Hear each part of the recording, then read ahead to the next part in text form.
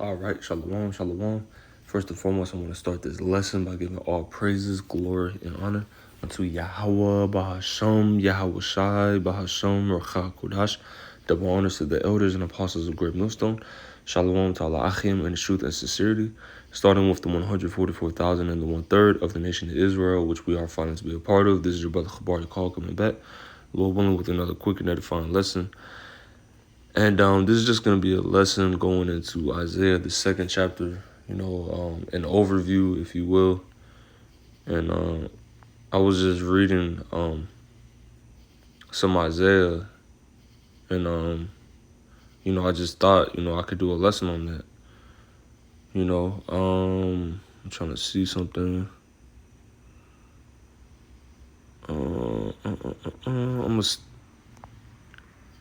I'm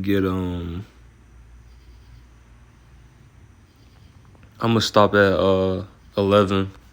Lord willing, I could get to 11, and then I'll do a part 2.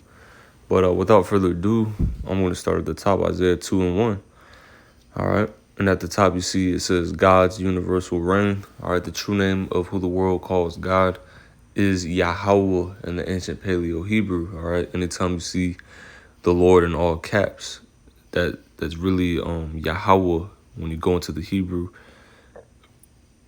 And his son's name is Yahweh Shai, all right, his only begotten son, who the world ignorantly calls Jesus Christ. His true name is Yahweh Shai, who is a so-called black man with white woolly hair, all right, and he's coming back very soon. And what the world ignorantly calls a UFO, with an armada of other UFOs, which are the angelic vehicles, to save a small remnant, all right. Which the book of Isaiah also speaks on a remnant as well. But Lord, I'll do a lesson on that another time. But this is and it says the same thing in Micah, the 4th chapter. But this is verse 1. It says, "The word that Isaiah the son of Amos saw concerning Judah and Jerusalem, and it shall come to pass in the last days, that the mountain of the Lord, Yahweh Bashem Yahweh Shai house, shall be established in the top of the mountains, and shall be exalted above the hills, and all nations shall flow into it." So, first of all, we're in the last days, all right? So this is a future prophecy that's getting ready to happen, very soon. It's a future prophecy that's getting ready to come to pass. All right, it hasn't yet, but it's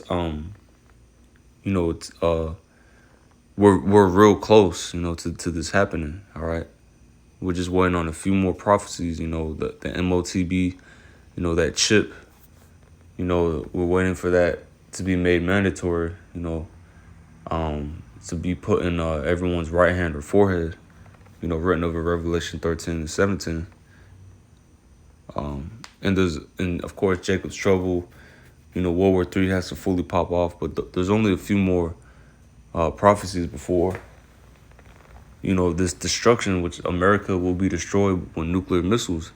And when those missiles are about to hit this place, that's when Yahweh Shai is going to send his angels, like it says in Matthew 24, to gather his elect, to beam us up in those ships, all right? And simultaneously, we're going to be changed in a twinkling of an eye and receive a whole new body.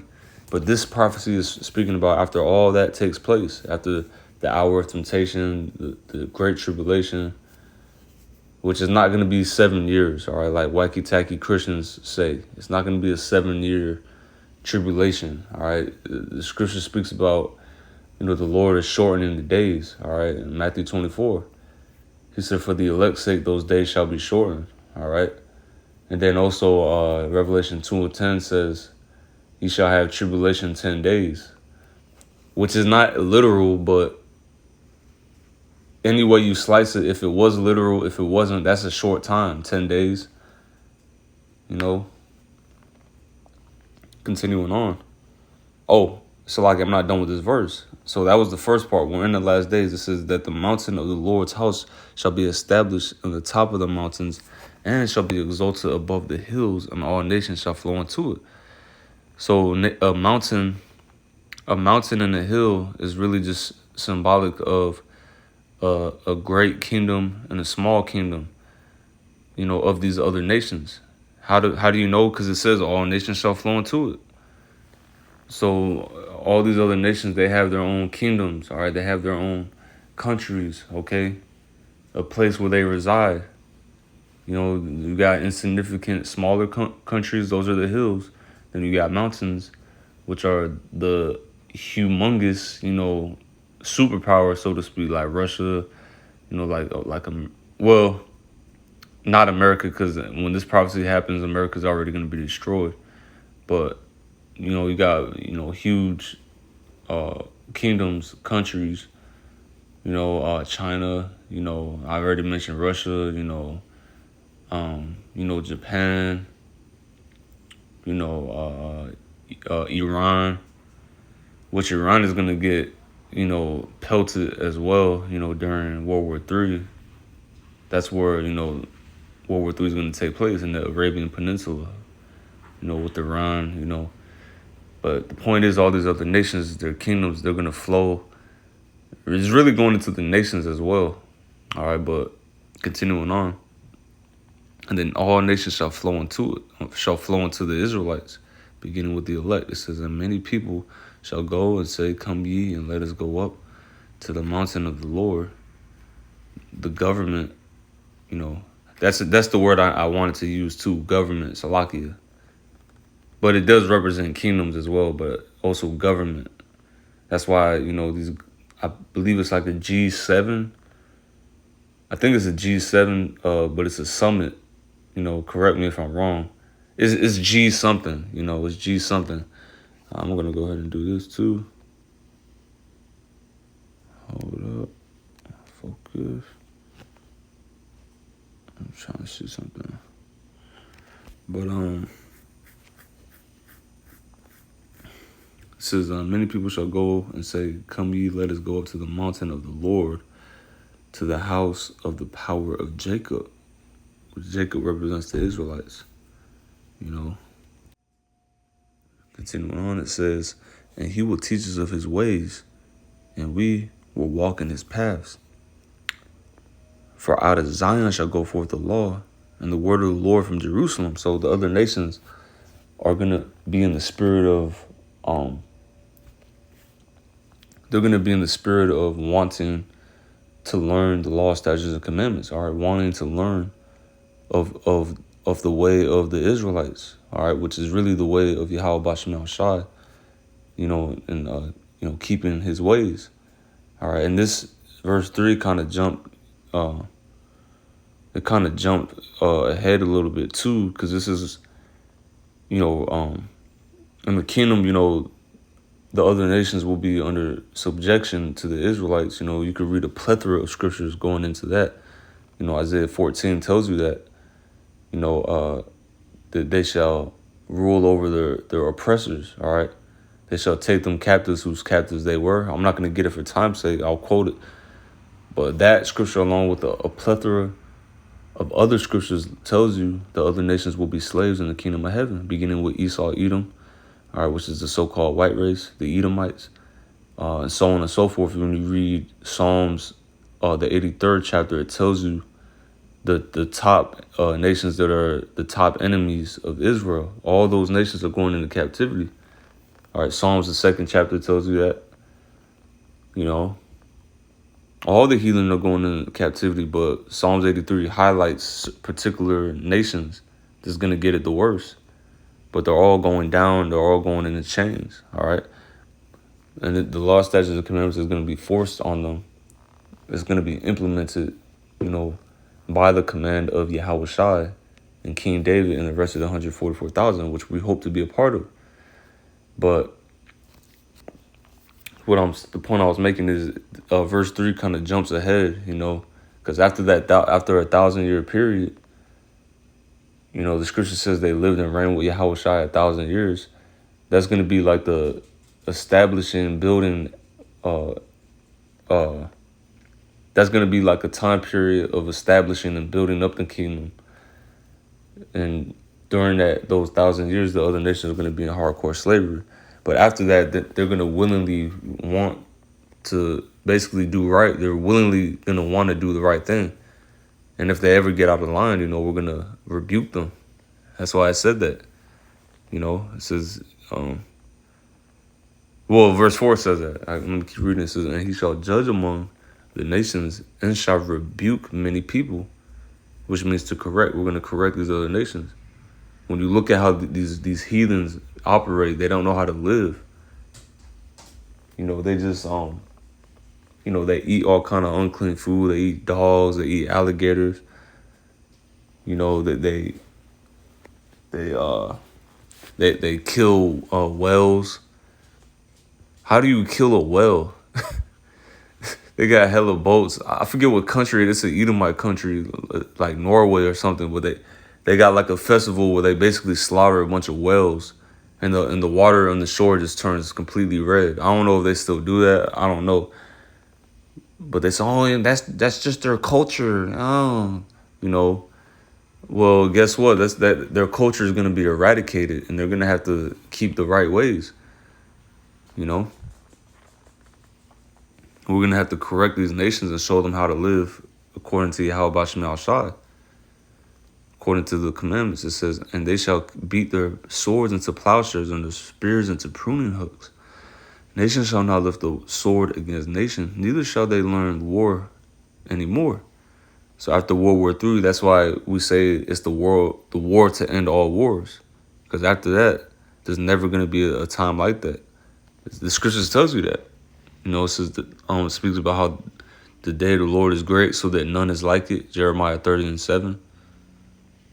None is gonna be like it. No day. There's never gonna be a time of war ever again on the planet Earth. So all those weapons, all those tanks, all those fighter jets, planes, helicopters, whatever it is, it's all gonna be melted down, and we're gonna make them do it.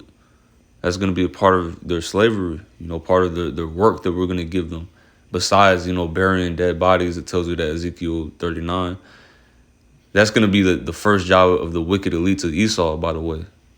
The Rothschilds, those 13 wicked families, international bankers, their very first job in the kingdom of heaven, being our slaves, being our employees with chains around the neck, is burying dead bodies. But along with that, they're going to have to melt down all those weapons, all right? That's what it means by beat their plowshares into swords, pruning hooks into spears. And it also represents, in the kingdom, they're going to be basically doing what Jake did in slavery, agriculture, crops, because pruning hooks and plowshares, those are farming tools, Continuing on. And they're not going to learn war anymore. That's a cut to Bishop Nathaniel. All right, Bishop Nate, he was talking about, I don't know if he still teaches it, but he said, after 1,000 years, Russia's going to come back. He said something like that, and then Guerrilla Hebrew, he said something like that too. I think he said after 1,000 years, we're going to die and go back to the spirit world. Or maybe he's the one who said that about Russia. I don't even know, but they said something similar. But it tells you right there, they shall never learn war anymore. These other nations will never fight back. They won't be able to. They're not going to have any power in their hands. That's a part of the curses of Deuteronomy 28, which shall be transferred onto them. They're going to have no might in their hands. On an even higher level than Jake didn't have might, because we're going to have immortal superhuman bodies. A regular mortal will have no might in his hands to do anything against us. We're going to be apex predators on earth. Lord willing, we're of the elect, all right? But it says, O house of Jacob, come ye and let us walk in the light of the Lord, which we have the truth.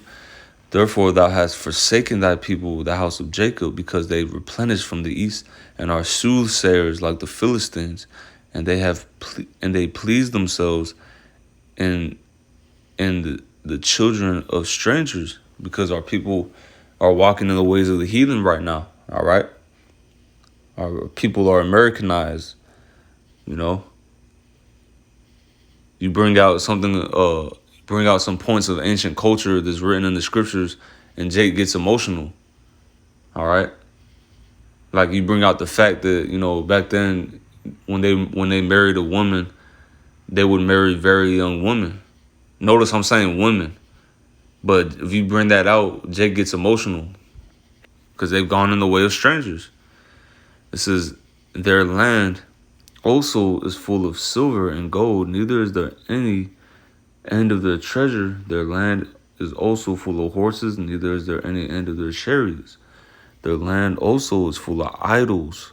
They worship the work of their own hands, that which their own fingers have made. And the modern day idol is the, this technology, all right? And also all the other philosophies, Islam, Christianity, Buddhism. There's nothing but idols in this world. The dollar is an idol, okay? People idolize themselves now. Like I said, this technology, people are gonna take that chip, a wicked 2/3 is gonna take the chip so he could play GTA 6. And I wasn't trying to rhyme. Yeah, I was not trying to rhyme, but a wicked Jake will take that chip so he could play GTA 6. Hey, that's a title, man. Lord willing, that's a title. But that's an idol, man. That RFID Merkle chip, that's an idol. That's the mark of the beast, It says, and the mean man boweth down, and the great man humbleth himself, therefore forgive them not. enter into the rock and hide thee in the dust for fear of the Lord and for the glory of his majesty. Because the wicked elites of Esau, Edom, they're going to be in bunkers. They have multi-million-dollar underground cities. They got multi-million-dollar, bunkers. These elites. Mark Zuckerberg, he had one in Hawaii, which that's kind of retarded. Which the word retarded just means to be slowed, just in case, they try to flag, oh, he said that word. Well, that's an actual technical term that they use.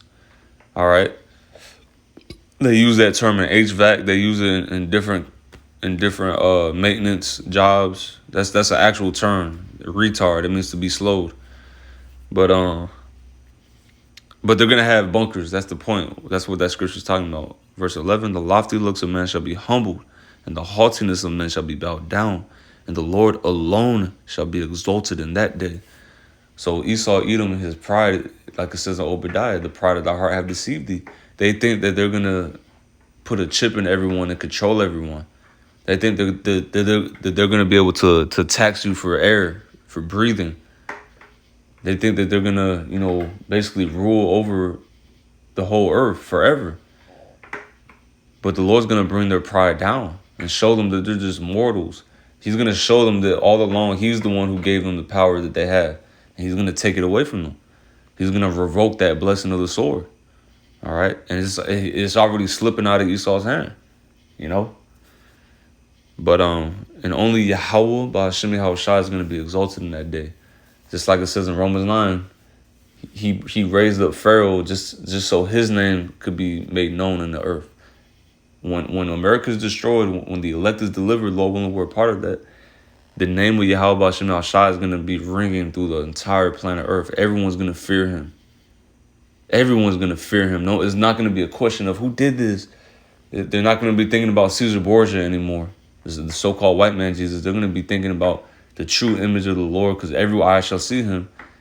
And because the elect, we're going to be going around, rebuking many people, like I read up above, So we're gonna be hammering the names of Yahweh Bashim Shai and all the earth. Everyone's gonna fear Him, So I'm gonna continue on lowering with a part 2. Hey, look at the time. Call like Yahweh Bashim Shai. I wasn't even paying attention, but lowering this was edifying. Again, like I said, I'm gonna do a part 2. But once again, giving all praise to Yahweh Bashim Shai, Bashim Shalom.